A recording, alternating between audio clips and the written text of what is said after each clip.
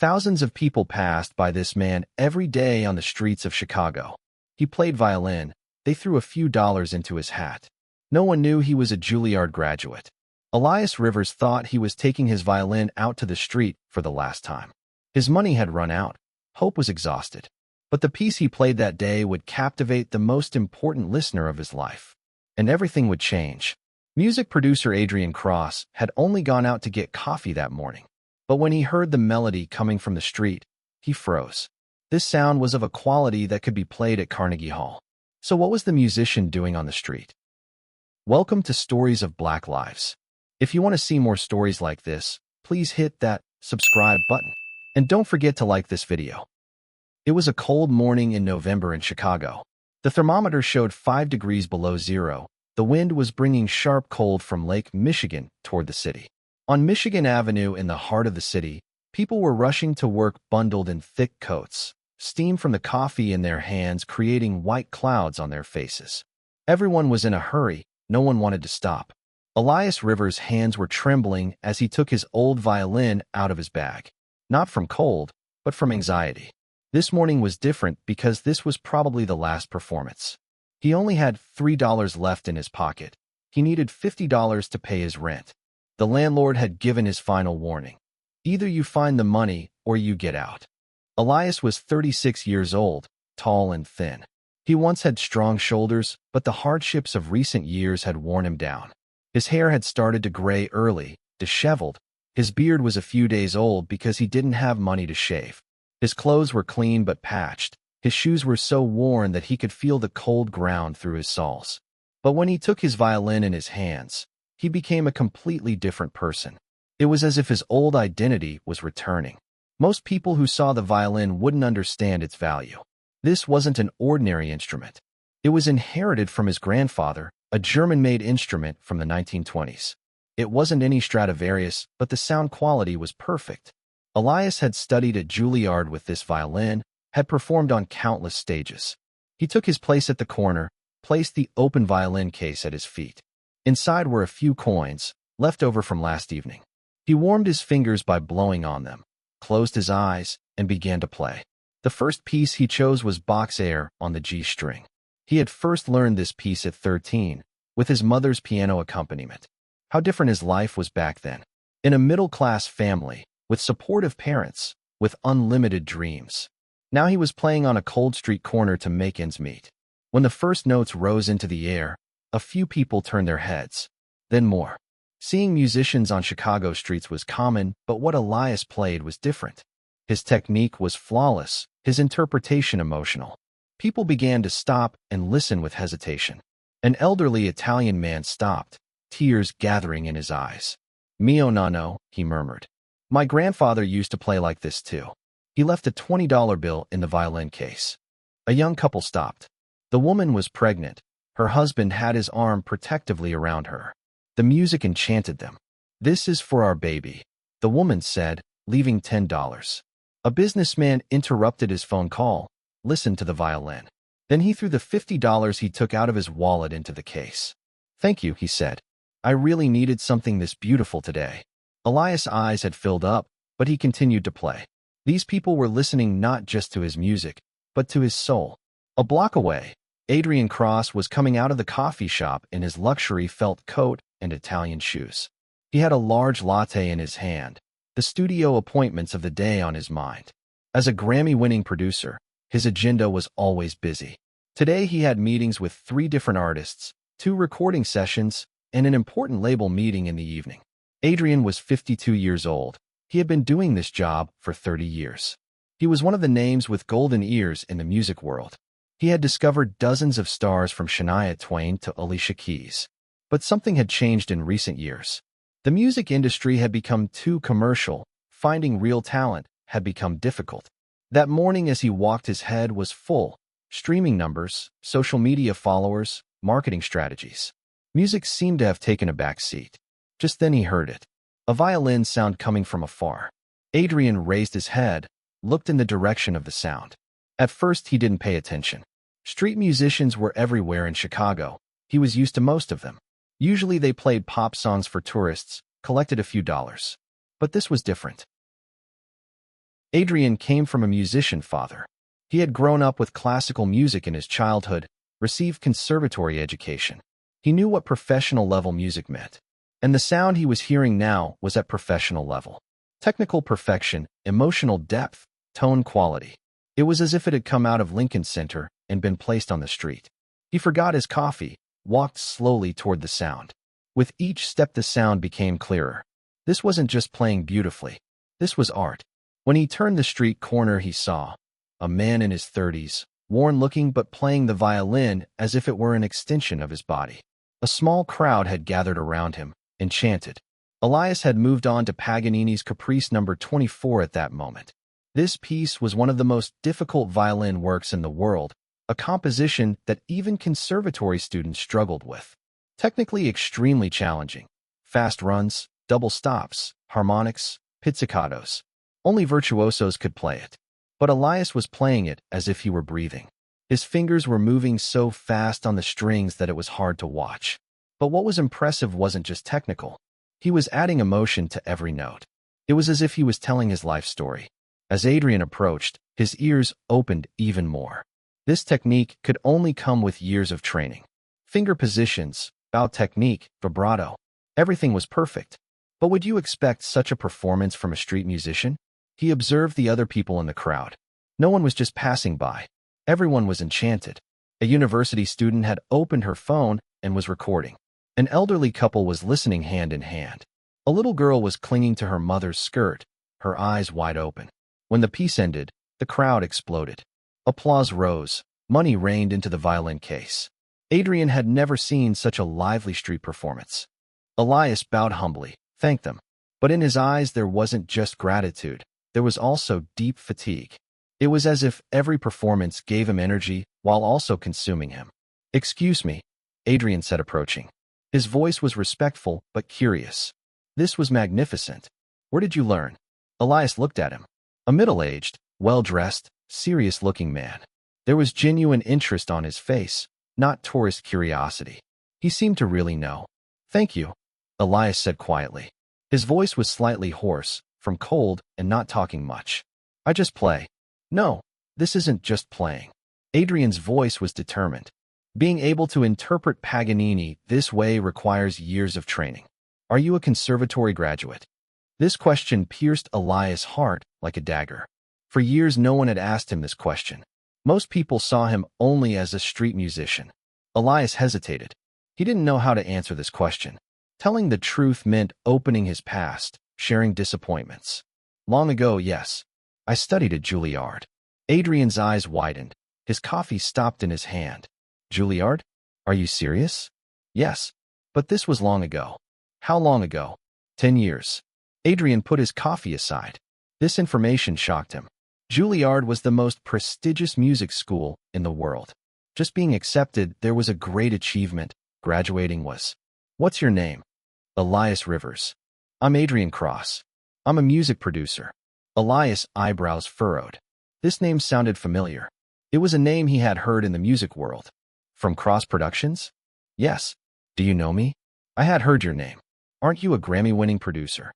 Adrian nodded, but what surprised him most was a street performer's industry knowledge. "Elias, I'll ask you directly. What is a Juilliard graduate doing on the street?" This question was like a knife stabbing into Elias' heart. The truth he had been trying to escape for 10 years was standing right in front of him. "Long story," he said only. There was pain in his voice. "I have time. Shall we have coffee?" Elias hesitated. He wanted to pack his violin and leave. No one had shown him this kind of interest for so long. But at the same time he was afraid. What if the producer was disappointed? What if he disappeared after learning the truth? He began. "Please," Adrian said. There was real interest in his voice, not curiosity. "This encounter can't be coincidence. It's impossible not to notice your talent." 10 minutes later, they were sitting in a warm cafe nearby. The cafe was small but cozy, fresh coffee smell, and jazz music. Elias never let go of his violin, as if it were his lifeline. "Tell me," Adrian said. While stirring his coffee, he was examining Elias with careful eyes. "When did you graduate from Juilliard?" Elias took a deep breath. He had never told this story to anyone completely. 2014, performance major, violin concentration. I was class valedictorian. Valedictorian? Impressive. I played Tchaikovsky violin concerto at the graduation concert. I got a standing ovation. Everyone thought it would be the beginning of a brilliant career. Adrian listened carefully. And then, for a year I auditioned for orchestras. New York Philharmonic, Boston Symphony, Chicago Symphony, Los Angeles Philharmonic. I was rejected from all of them. Didn't any offers come? A few small city orchestras offered, but the salaries were very low. They weren't enough to live in New York. Elias took his cup in his hand, but didn't drink. Then I decided to focus on solo career. I started giving small concerts, but agencies weren't interested. I wasn't marketable. Too classical, too serious. They said I needed to blend with pop music. What did you say? I said no. I was a classical musician. I didn't want to lose my integrity. Adrian appreciated this answer, but also thought it was naive. Money ran out. Loans piled up. Juilliard education was very expensive. My student debt was massive. Didn't you have family support? Elias' face tightened. My family never warmed up to my music career. Dad was a doctor, Mom was a teacher. They wanted me to find a good job and earn honest money. Music was a hobby to them, not a career. What did they say? When I chose music, they cut their financial support. They said, pay the price of your own choice. Remembering these words hurt Elias. When he needed his family's support so much. I continued like that for 3 years. I worked in restaurants at night and made music during the day. I played in Bryant Park, tried to give small concerts around Lincoln Center. But after a while I couldn't keep up. Rent, credit cards, basic needs. He stopped. Memories had filled his eyes. My hardest moment was this. One night, I was evicted from my apartment. My belongings were put on the street, including my violin. I slept in the park that night, hugging my violin. Adrian's heart tightened. I thought about selling my violin. It was a vintage instrument. It would fetch good money. Why didn't you sell it? Because without it, I didn't know who I was. My violin was my identity, my past, my future. Adrian nodded. And how did you decide to go out on the street? 2 years ago. I was staying on my friend's couch, but he was starting to struggle too. One day I went out, started playing randomly. I just wanted to play, not for money. Then, people started stopping, started throwing money. I made $40 the first day. I bought a hamburger and coffee with that money. It was the most delicious hamburger. Elias' eyes had lit up with this memory. And it continued like that. Some days I can make $100, some days $5. But at least I'm surviving. And I continue making music. Have you ever regretted it? Choosing music. Elias thought for a long time. No, because the alternative would have been not living. I was born for music. I can't live any other way. Adrian was impressed when he heard this answer. A real artist was sitting across from him. Elias, he said finally, you are an incredibly talented musician. The performance I heard this morning was world-class. Thank you, but no, this isn't just courtesy. I want to make you a business offer. Elias' heart raced. What kind of offer? First answer this question. Do you still want to make music? Really, at professional level? This question surprised Elias. Of course he wanted to. Every morning, when he took his violin in his hands, he felt this passion. Yes, I want to spend every minute with music. Then first come to my studio. Let's prepare a suitable environment for you. Let's record some pieces at professional quality. Then we'll talk. But don't worry. There's no risk. I just want to discover your potential. What do you expect from me? Nothing. I just want to record your music. If you don't like it, you can leave. This offer was a great opportunity for Elias, but it was also frightening. He had experienced so much disappointment in the last 10 years that he was hesitant to hope again. Okay, he said finally. I'll give it a chance. Cross Production Studio was located in a glass and steel modern building in the north of Chicago. Grammy Awards, gold records, and signed photos of famous artists were displayed in the building's lobby. When Elias entered, he couldn't believe his eyes. He had only seen this world on television. This is incredible, he said. Thank you. We've been here for 15 years. Now let me show you Studio A. They went up to the 3rd floor by elevator. Along the corridor were legendary photos from music history. Frank Sinatra, Ella Fitzgerald, Miles Davis. Are these photos real? Yes. This is the center of Chicago's music history. When they entered the recording room, Elias held his breath. A large, soundproof space, Steinway grand piano in the center, premium microphones, state-of-the-art mixing board. The walls were covered with acoustic panels. Every detail was perfect. Which artists recorded here, he asked. Yo-Yo Ma, Itzhak Perlman, Hilary Hahn, Joshua Bell. The biggest names in classical music. Elias felt his throat tighten. These names were his childhood heroes. Can I play here? That's why you're here. Adrian called sound engineer Mark. Mark was an experienced professional with 20 years of experience. He had worked on countless hit albums. Mark, let me introduce you to Elias. We're going to record his violin. Mark nodded. I'm ready. Adrian turned to Elias. Are you ready? Elias took out his violin, tuned it. His hands were trembling slightly. Playing in this environment was a great responsibility. What do you want to play? What do you suggest? Something from your heart. You have nothing to prove to anyone. Just make your music. Elias closed his eyes, took a deep breath. Then he began to play Winter from Vivaldi's For Seasons. When the first notes rose into the air, everyone in the control room stopped. Adrian, Mark, and the two assistants who were in the studio at the time. Everyone was enchanted. This wasn't just technical perfection. Elias' interpretation was full of life, full of emotion. It was as if he was telling the cold of winter, its storm, but also its beauty. Unbelievable, Mark whispered. This man is professional. When the piece ended, the studio was in silence. Adrian opened the microphone. Elias, this was magnificent. Can you play one more? For the next 2 hours, Elias played various pieces. Bach's Partita No. 2, Mozart's Violin Concerto No. 5, Brahms' Violin Sonata. He added his own interpretation to each one. This man is conservatory trained, Mark said to Adrian. But he also has street experience. He feels music in different dimensions. After the recording, Adrian called Elias to the control room. Listen to these recordings, he said. Elias was hearing his own voice in such quality recording for the first time. Studio acoustics, professional mixing. He was hearing his music in a completely different dimension. His eyes had filled up. Is this really my voice? Yes. And now I'm going to make you my offer. Elias was waiting, his heart beating fast. I want to produce a solo album for you. A mix of classical and contemporary works. Both traditional repertoire and modern interpretations. Elias couldn't believe it. Are you serious? But more importantly, after this album, I want to organize a world tour for you. World tour. Yes. New York, London, Paris, Tokyo, Sydney. You'll play in the world's prestigious concert halls. These words were exploding in Elias' head. World tour, solo album, prestigious concert halls. These were dreams he had been having since childhood. Am I ready for this? More than ready. All you need is the right support and platform. But I'm a street musician.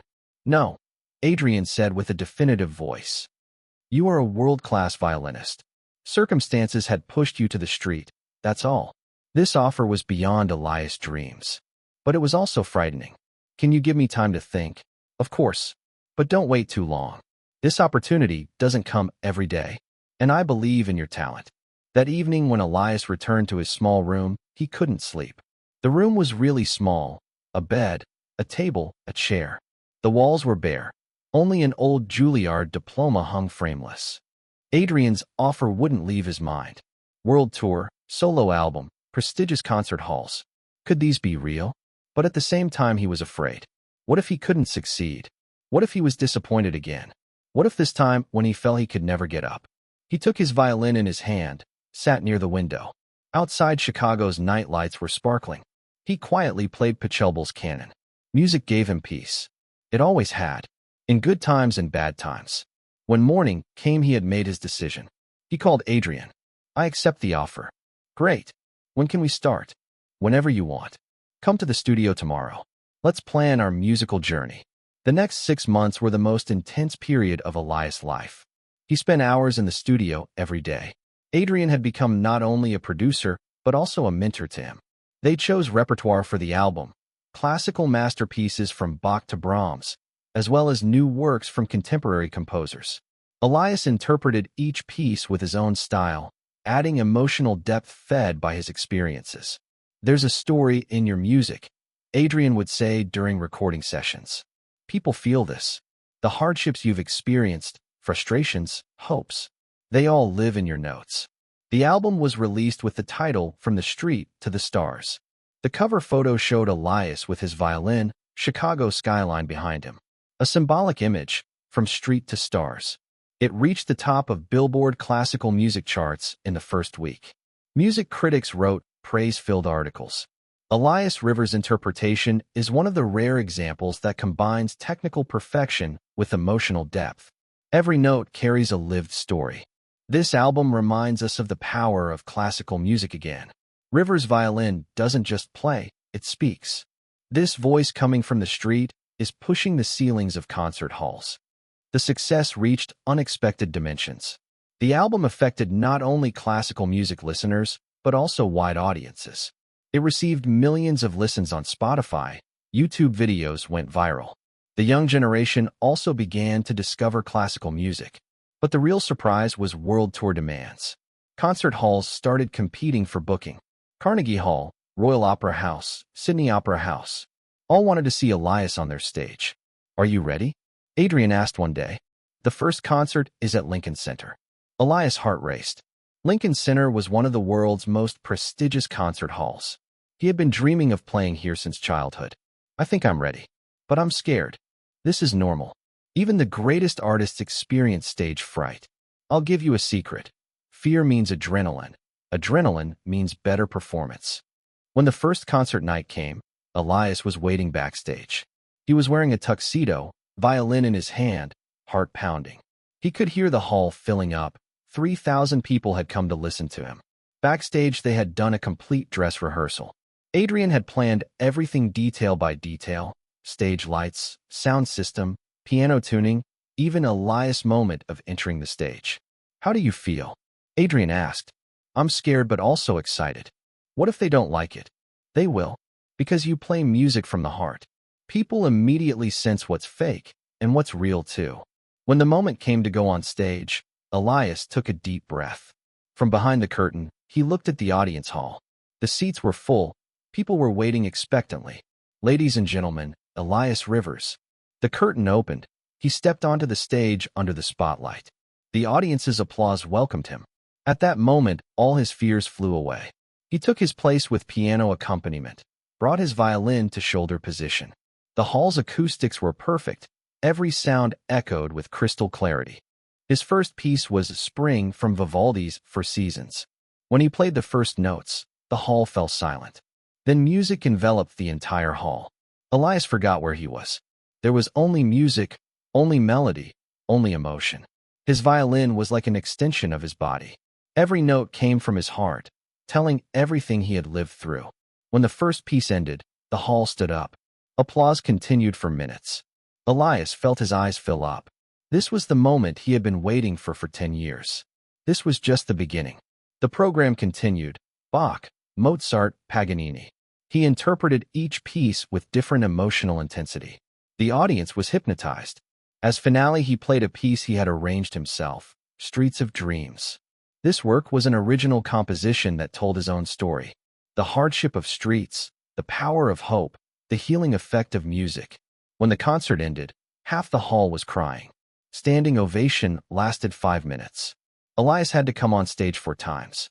Backstage, Adrian was waiting for him, his eyes teary. "Did you see this?" Elias asked. "Yes, and this is just the beginning." For the next 2 years, Elias traveled the world. Carnegie Hall, Royal Albert Hall, Sydney Opera House, Tokyo Bunkakuikan, Berlin Philharmonic. Every concert was sold out. Music critics declared him Discovery of the Year. He received Grammy nomination, won several prestigious awards. But his most important moment was his return to Chicago. In his hometown, he gave a homecoming concert at Symphony Center. This concert was special because it was finishing where the story began. Before the concert, he visited that old street corner. Still in the same place, another musician was playing. A young man, playing pop songs with an old guitar. Elias approached him. "You play well," he said. "My name is Elias Rivers." The young musician was surprised. "Are you Elias Rivers? That famous violinist?" "Yes. I know your story. You used to play here too, didn't you?" "Yes. Right at this corner." For 2 years. Elias took out $500 from his pocket, put it in the young musician's guitar case. "Don't give up," he said. "Never give up. My story started here." That night before performing at Symphony Center, Adrian was waiting backstage. "This is a special night," he said. "Yes, this is where everything started." "Do you regret it? Those street days?" Elias thought. "No. Those days made me who I am today. Pain, disappointment, desperation. These are in the DNA of my music." When he went on stage, he saw many familiar faces among the audience. Chicago Conservatory teachers, old Juilliard classmates, even some people who had given him money on the street. Elias approached the microphone. "This evening is very special. Because in this city, on these streets, I was reborn. No one knew my story. No one gave me a chance. But music never gave up on me." The hall fell silent. "And I never gave up on music. Tonight, I want not just to play for you, but to tell you my story." As the first piece, he played Bach's Air on the G string. The same piece Adrian had heard that morning, but this time with world-class acoustics, professional lighting, world-class piano accompaniment. Every note came from his heart. It told the cold of streets, hopelessness, but also the saving power of music. When the piece ended, the hall stood up. Applause continued for minutes. Tears were streaming down Elias' cheeks. This wasn't just a concert. This was a dream coming true, the triumph of hope, a person reaching their potential. After the concert, Adrian came to congratulate him. "I'm proud of you," he said. "This is just the beginning," Elias said. "I have more stories to tell, and I'm ready to listen to all of them." That night going home, Elias took out that old violin. He now owned one of the world's most valuable Stradivarius violins, but he still kept this old instrument. He looked at it, remembered. Cold mornings, empty hat, hopeless moments. But at the same time, the power music gave, moments when people stopped, that critical moment when a producer noticed him. "Thank you," he whispered to his violin. "You never left me alone." 2 years later, Elias opened his own music school, Rivers Academy for gifted musicians. He gave full scholarships to talented but disadvantaged young people. Each one like Elias, who had experienced financial hardship, but had never given up on their dreams. "Remember," he would tell his students, "success doesn't come just with talent. It comes with discipline, passion, and determination to never give up." The school grew, received worldwide recognition. Its graduates found places in major orchestras, prestigious conservatories. After classes, he would sometimes still go out to that old corner, have jam sessions with street musicians. Most passers-by didn't recognize him, just thought it was beautiful music. Adrian always knew where to find him. "Do you still miss the streets?" he had asked one day. "I don't miss them, but I don't forget either. Because those streets taught me the most important lesson: music lives everywhere. In concert halls and on street corners. What matters is playing it from the heart." And so a story stretching from street corner to world stages was completed. Elias Rivers was no longer just a musician. He was the living symbol of hope, perseverance, and never giving up.